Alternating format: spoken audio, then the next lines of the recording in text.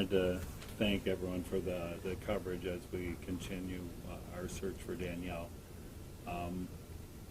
We are totally amazed at the amount of support from friends and family and how it's extended beyond our immediate friends and family to their families. And the mothers, they really stand out. They have that bond with their children and other people's children.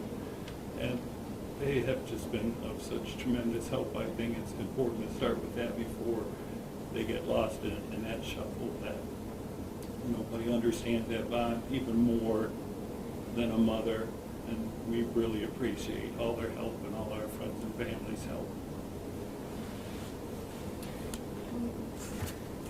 Again, thank you for your time. Can I show a visual of the car? You may, sure, but we will have it available to all the Right. students. Like he said, there's going to be a lot more photos, but I do want to go ahead and make a plea to everyone. Danielle would have left MetLife at the Telegraph driveway, and I'm asking for everyone to look and think back on Friday. When you were driving home, were you in anywhere of the vicinity of Telegraph? Were you anywhere in the vicinity of where Independence Green is, between Independence Green and where the MetLife location is and Telegraph? Think about when you were sitting in traffic, when you were driving. Did you see or happen to see the somewhat dirty vehicle? Did you happen to see Danielle sitting, driving? If you were, what was her impression, or what was your impression of her facial expression? Our concern is that Danielle is somewhere being held not by her choice and wants to come home, and we want to bring her home. So we're asking if you could just think about your drive home on Friday. Did you see the vehicle? What did you see? The license plate even, whatever we can, we're looking for that connection between. Was she alone in that vehicle? Right, and what happened that there's nothing. Danielle would not just leave her best friend hanging. They were supposed to go ahead and have, a meeting together. Danielle just doesn't randomly not show up. Danielle makes the commitments, keeps to them. It was important for her to meet with her best friend that day, and we are incredibly, incredibly concerned that she is not here. So anything that you guys can do to go ahead, and the public, please share this across the United States. We know that there's an opportunity that she may not be in Michigan anymore, so we're looking for anybody to go ahead, and the way you can help us is help to spread this across the world. Spread this to your family, co-workers, talk about it.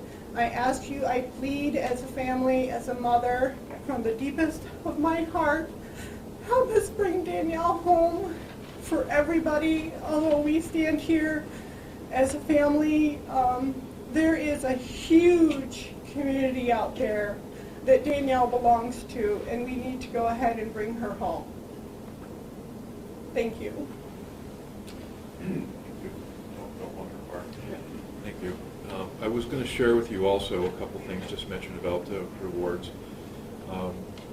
There's a family friend that has established a GoFundMe account, and most of you have already seen your stories and things that you're aware of that and publicizing that. That fund is up to over $15,000 right now.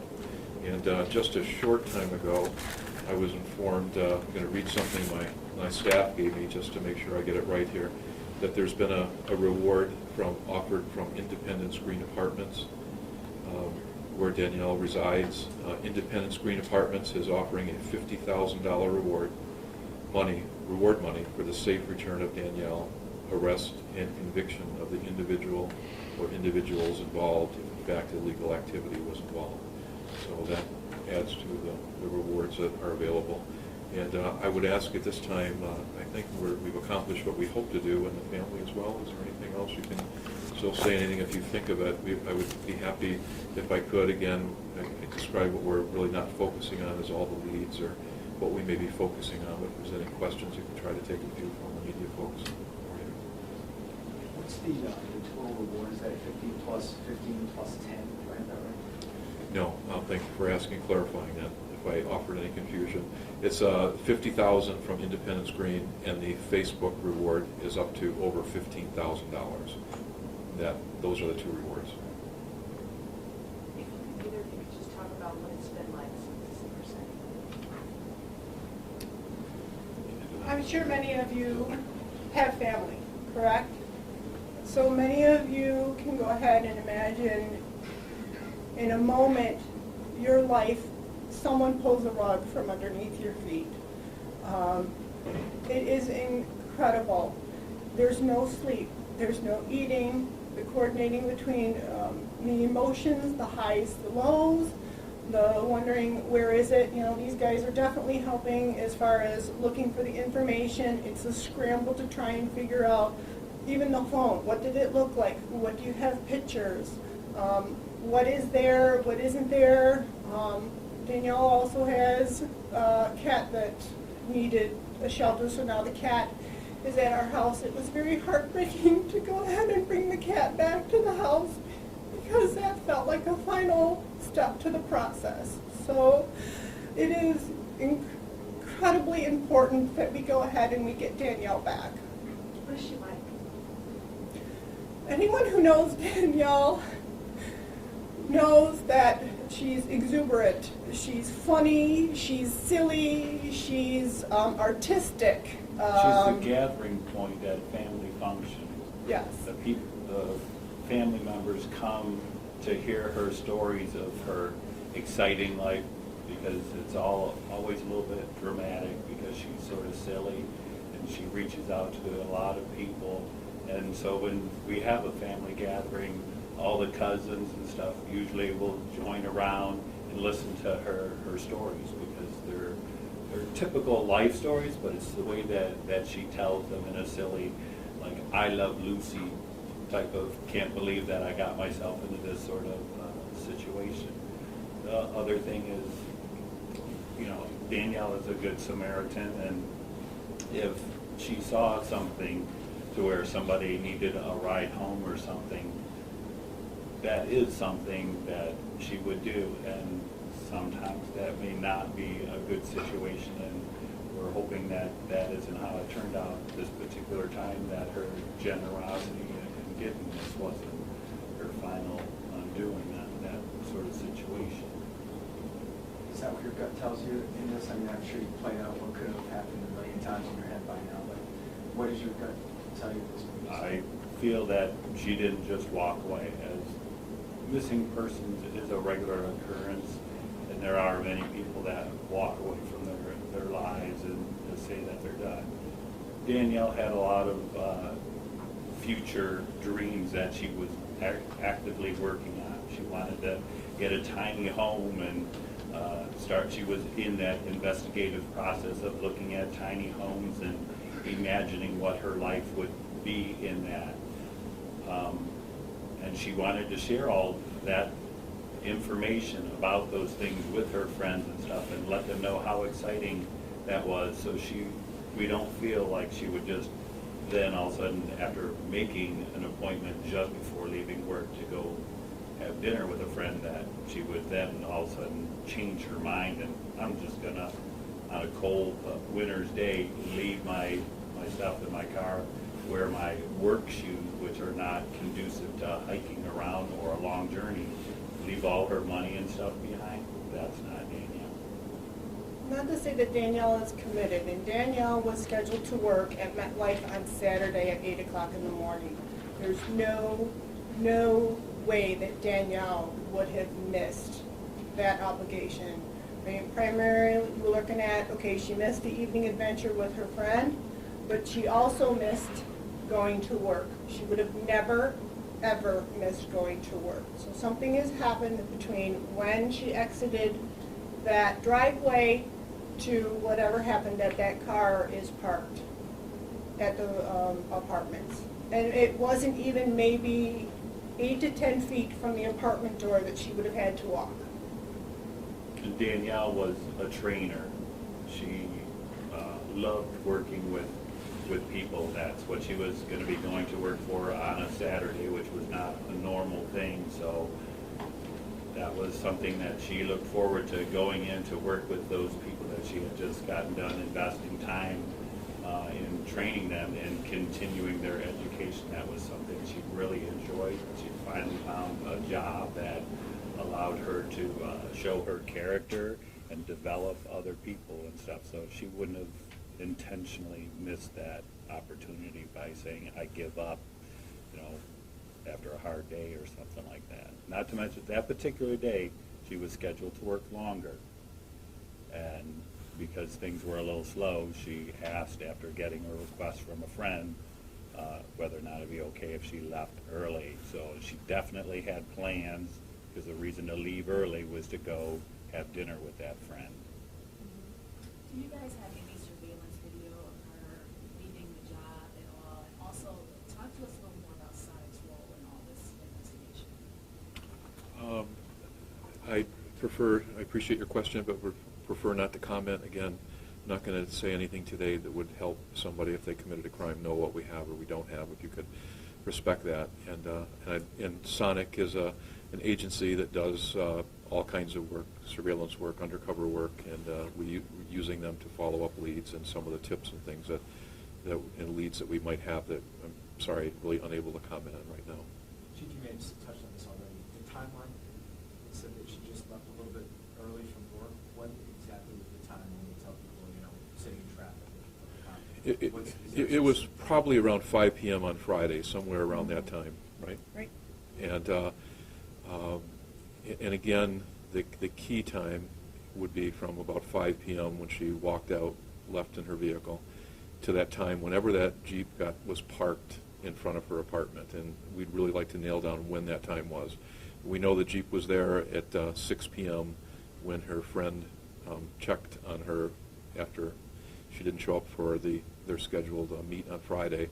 The worry brought her to check the apartment, and that car was there at 6 o'clock on Saturday. So 6 o'clock Saturday. Right. So 5 p.m. on Friday, she left the office, and in that Jeep. And we're not really sure. We'd like to have help where that Jeep traveled, where it went, until it wound up in front of her apartment. And we know the Jeep was there on Saturday at about 6 p.m. So it's basically about The friend earlier said the friend went to the house that night, or she didn't go to the house? She was trying to contact her, I think, by phone and by text on Friday. She was going directly to voicemail, though. So she thought maybe at that time perhaps she canceled, or the phone perhaps was, out of battery life or something. But the friend went and checked on Saturday the apartment at Independence Green at 6 p.m. and the Jeep was there. The car, is that dark gray? Is that correct? It's a black. It's black. Oh, it is black, okay. But it has road dirt on it from dirt road traction. So it's not clean. It's not a clean Jeep. So, to me, in Southfield, it's very noticeable when you are driving a vehicle that has road mud up Versus halfway street of the mud. car. So that is one of the things that we're saying as far as a trigger of when you're driving and happen to look over or behind someone, the amount of mud that would have been up on the car. Do you think the cell phone is missing, or is The cell phone is missing. Cell phone and case. the pink case? Right. Yes. Yes. Right. We have many of the other things we would expect to find, like the purse and contents I mentioned earlier. But specifically, if we could find that key charm and any keys with it and the cell phone, those would be very important things. And also we have for you, and who is it, Commander Rodriguez? Does he have the information to pass out? Yeah, Commander, if you want to just raise your hand if you want to just turn, and Commander Rodriguez is by the door. He has information for you. And one other thing is, did we have time to get that in the packet too? I'll show you this too. This is the Eddie Bauer 3-in-1 jacket. Exactly, this should be exactly what she was wearing. Right. So that might be important for you to show too, if she's leaving the office and has this particular coat on. Now, the particulars about the coat is it is a 3-in-1 coat, which includes a more thermal-like inner lining. That lining was still in Danielle's apartment, so Danielle would not have an appropriate type of coat, jacket to be walking around in the weather we had this past weekend as well. One question, I know you're racking your brain about the last maybe interaction. When was the last time you all interacted with her? And I'm sure you go over and over in your mind what was... Wednesday, right? There were text messages that, I, as her mother, talked to her on Wednesday. There were other text messages with other people. I think the last text message was confirmation to her friend that, yes, I have been able to get off early. Let me swing home real quick, pack a bag, and I'll meet you there. And I believe the plan was to go ahead and for Danielle to make dinner for the two of them, and then, that was something she was going to commit to. And Danielle would not have just blown her friend off. Where is she originally from? What high school she went? She went to high school at Redford Union, and high school in Redford. If there's any tips generated, I'd like to give you the phone number to call, and you could maybe stress that these tips can be anonymous. They'd like any callers to call the Farmington Hills Police Department, our command desk, and the phone number is 248-871-2610. There's 24/7. There's somebody at that number, a supervisor or police officer that will take, a tip, and that will help us in this case. And to circle back with what has it been like, it has been such an emotional roller coaster because as humans, we grieve the loss that she is, we don't know where she's at. But also as a human, you start to get angry and go, what is going on? What are we doing? Your mind is constantly on going, what about this? What about that? Looking at this, vetting out all the information that's being given. That emotion that goes with it, when you finally get that moment where you can stop, where you can take a moment and lay your head down, rest it on something, even if it is resting your head on the shoulder of one of your family members, your brain starts to say, where are you? Where are you, Danielle? What happened to you? Talk to me. And in your heart and in your soul, you weep and you cry. But then that other piece of you says, you have to be strong. You have to fight for this. You have to stand at the, one of the gentlemen that helped us originally for the search and rescue said, stand on the top of the highest mountain you can and scream for her name. Do not stop screaming until she's found. That is what it's like here. What would you say to anybody who has, I know you touched on this earlier, but if you just would make a plea to somebody that's out there that might have the tiniest information that could possibly, help find her?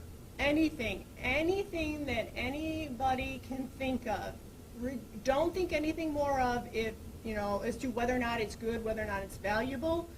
Call the phone number of the Farmington Hills Police Department. They are the experts at it. They know what we've received. They know how to manage it all. So that is our request, is to definitely call the Farmington Hills Police Department. Are there any last questions? If not, I'd like to thank the members of the media for coming, and look forward to helping you spread the word for us, and thank the Lucky family for they've been a tower of strength and support and help to us, and we hope that we can continue and get this case resolved. Absolutely. Thank you Thank you. all again. Thank you.